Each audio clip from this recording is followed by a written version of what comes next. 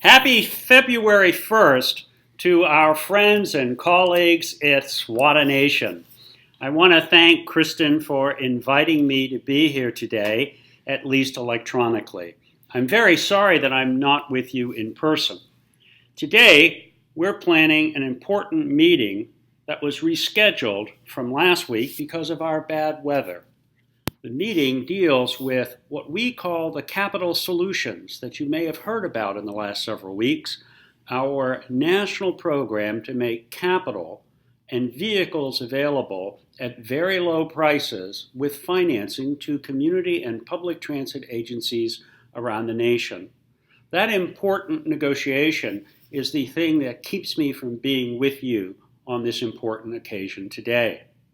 Let me further add how grateful I am for all of the help and support you were able to muster to support us and to support each other in the recently completed transportation reauthorization. Although that legislation doesn't go as far as we like, it does go far to redressing some of the grievances we had at the last reauthorization, especially as it relates to the bus program. During my time in Washington, our association has always championed the idea that people at the local level should be in charge of making decisions about their future by giving them the resources they need with the least restrictions. And in the last reauthorization, fighting to give people the flexibility to decide if they needed operating assistance or they needed capital, but to put that decision with you, the people who know about what's needed the most. In addition to our work in public transit, as you know, we've been very hard at work for the last decade in trying to improve the construction and expansion of our nation's medical transportation programs that many of you have been involved with, and many of you and your organizations helped to found. Many of these changes occurred in the Affordable Care Act and are coming into place now.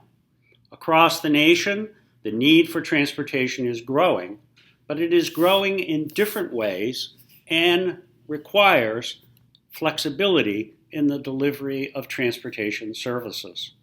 The transportation system that serves medical people and patients in the future needs flexibility and also needs a variety of different coordinated mechanisms to deliver that service that span private and public, nonprofit, community-based, and volunteers, all of which community and public transit have always had a strong and growing relationship. It's certainly my hope looking forward that we'll continue to build on those relationships, and part of the work of the Capital Solutions is designed to make that a little bit easier. So I hope you'll be hearing more about that in the next several weeks and months.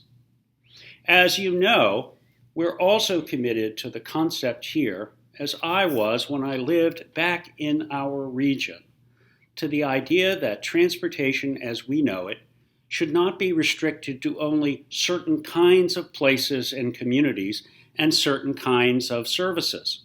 The one thing we've learned since the passage of the Affordable Care Act is that there is a need for community and public transportation everywhere.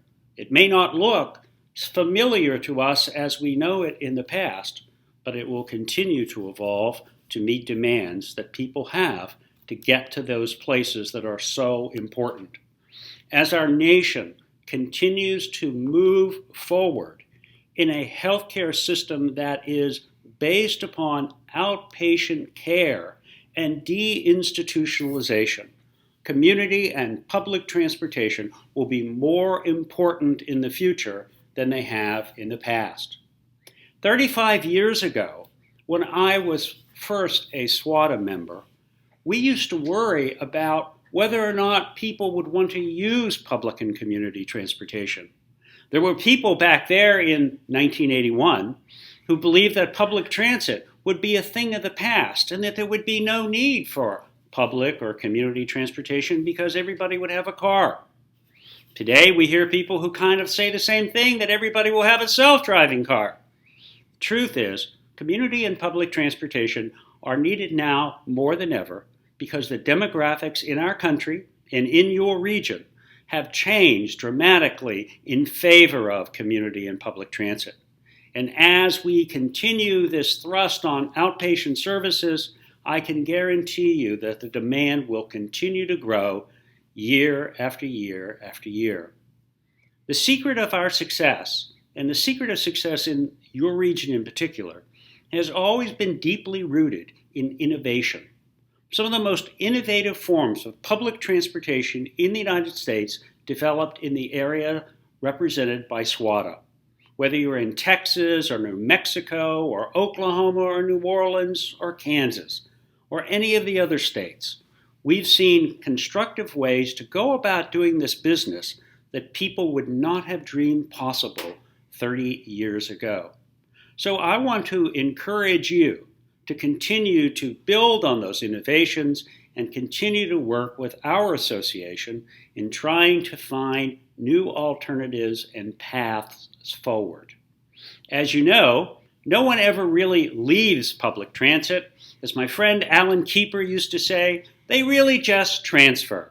And as you know, I am planning to transfer on the 31st of March this year and move on to something else as well. My successor, Scott Bogren, has worked closely with many of you for many years, and particularly with you in the last reauthorization. Our association and our relationship are in good hands for the future. We look forward to continuing that work long into the next decade. As for me, let me close by once again thanking all of you for your support, especially in the support you've given us in these legislative and political fights here in Washington, where we worked together with you to produce the kinds and best changes we have. Last but not least, one of the things I've said to SWTA meetings since 20 years I've been in Washington is, would you please do something about sending better people from our region to represent you in Washington when it comes to our issues? I want to close by saying that this year, in the work that we saw from many of your representatives, I'm glad to say it appears you have finally heard the message and delivered the kind of support we needed. Please, in the future, don't ever forget, those representatives that represent you here in Congress do work for you. And it's up to you to make sure they understand what they need to do for you, the people you serve, and the communities you represent. So again, my thanks to all of you, my best wishes, and I'll be seeing you somewhere on the other side of one of those transfers, I'm sure. Goodbye for now.